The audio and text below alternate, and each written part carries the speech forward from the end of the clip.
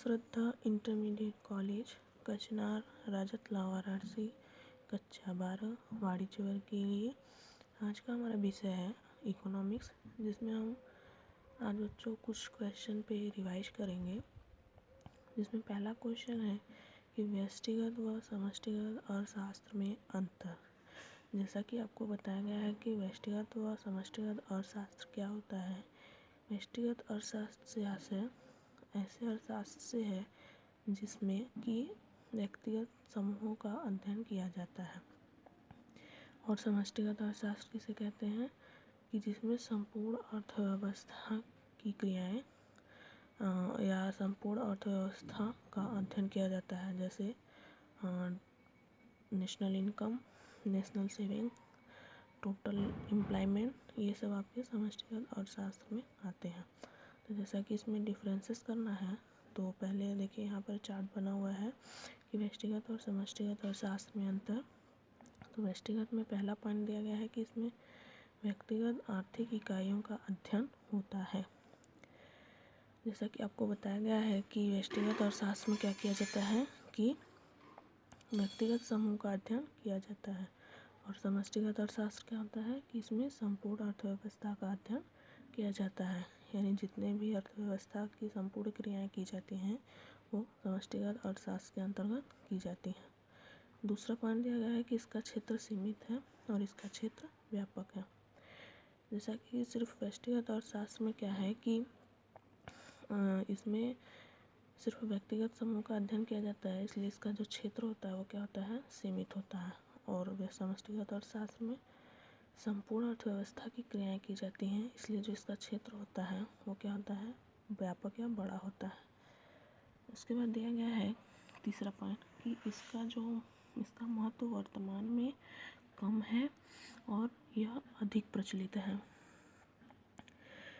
चूँकि जो समय व्यष्टिगत अर्थशास्त्र होता है ये व्यक्तिगत समूह का से सिर्फ संबंधित होता है, इसलिए वर्तमान समय में इसको कम माना गया है या कम प्रचलित है। और समष्टिगत अर्थशास्त्र में क्या है कि इसमें संपूर्ण अर्थव्यवस्था की क्रियाएं अपनाई जाती हैं, इसलिए यह अधिक प्रचलित है। चौथा पॉइंट दिया गया है कि यह व्यक्तिगत कीमत, व्यक्तिगत उपभोग, उत्पादन की ओर संकेत करता है। और जो समष्टिगत अर्थशास्त्र होता है वह संपूर्ण अर्थव्यवस्था में कुल उपभोग, कुल उत्पादन, राष्ट्रीय आय स्तर आदि की ओर संकेत करता है।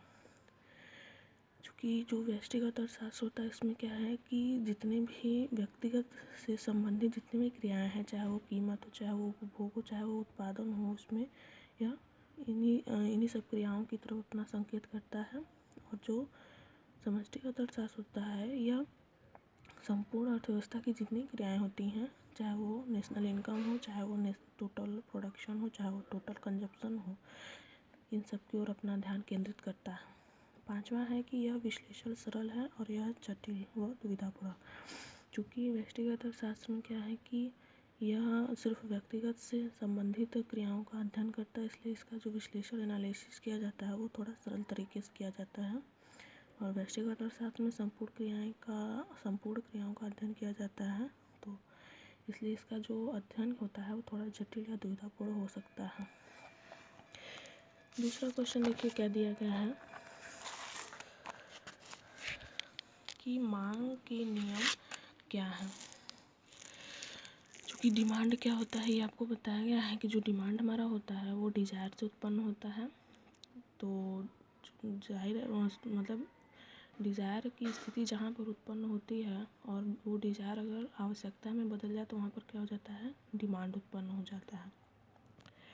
जैसा कि एग्जांपल के थ्रू हमने आपको बताया था कि जो मांग होता है, जैसे मान लीजिए हमें कोई कार खरीदनी है, तो ये तो हमारी डिज़ायर हुई, लेकिन जब वो ही चीज़ें आवश्यकता में बदल जाए तो वहाँ पर क्या हो जाएगा, डिमांड उत्पन्न हो जाएगा। तो हमें मांग के लाभ, डिमांड पढ़ना है, मांग के नियम। देखिए यहाँ पे दिया गया है कि मांग का नियम यह बताता है कि ऊंची कीमत पर मांग कम तथा कम कीमत पर मांग अधिक होती है।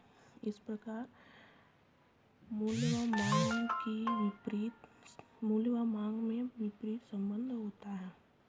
क्योंकि जो मांग का नियम है सिर्फ हमें यही बताता है कि जो प्राइस और डिमांड होता है इसमें विपरीत संबंध होता है। कैसे होता है कि अगर मान लीजिए मांग मूल्य अधिक है या मान लीजिए कीमत ऊंची है, प्राइस हाई है, तो वहाँ पर डिमांड क्या हो जाएगा, ऑलरेडी कम हो जाएगा। और जैसे ही प्राइस डिक्रीज करता है या प्राइस में कमी होती है, तुरंत मांग क्या हो जाएगा, इंक्रीज कर जाएगा। इस प्रकार जो प्राइस और डिमांड का जो संबंध होता है वो क्या होता है, ऋणात्मक या विपरीत संबंध इसमें पाया जाता है।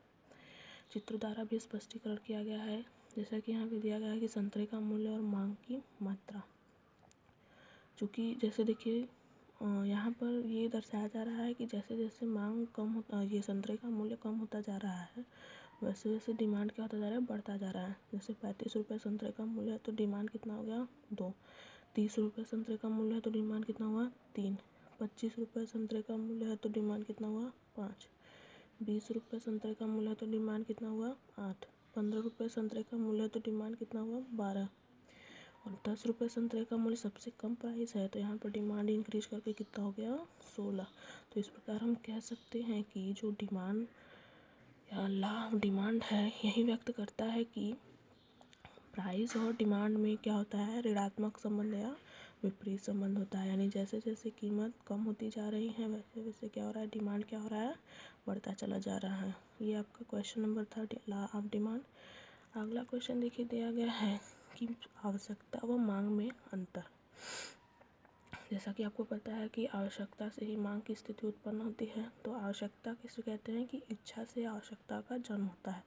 क्योंकि जैसे ही हमारी डिज़ायर की स्थिति उत्पन्न होती है वहाँ पर क्या हो जाएगा, आवश्यकता जन्म ले लेता है, और जहाँ आवश्यकता उत्पन्न होती है वहाँ पर क्या हो जाता है, डिमांड बन जाता है। तो मांग किसे कहते हैं कि इच्छा से आवश्यकता का जन्म होता है और आवश्यकता से मांग बनती है। दूसरा वाला दिया गया है कि आवश्यकता की प्रकृति स्थायी होती है, यह बदलती नहीं है, स्थिर प्रकृति की होती है, और मांग परिवर्तनशील होता है। यानी जैसे मान लीजिए अर्थात मूल्य व समय बदलने पर मांग भी क्या हो जाता है, बदल जाता है। जैसे जैसे मान लीजिए समय और मूल्य में परिवर्तन होता है वैसे वैसे डिमांड भी क्या होता है, चेंज हो जाता है। तीसरा पॉइंट दिया गया है कि इसका मूल्य से कोई समवास्ता नहीं होता है, और मांग जो होता है वो किस पे, ज़्यादातर वो प्राइस पर ही निर्भर होता है। यानी जो मांग का रिलेशनशिप होता है वो सिर्फ प्राइस से ही होता है। तो बच्चों आज हमने कुछ ऐसे ही 2-3 क्वेश्चन पे रिवाइज़ किया है। नेक्स्ट वीडियो में हम और क्वेश्चन पे ऐसे ही रिवाइज़ करेंगे। आज के लिए इतना ही।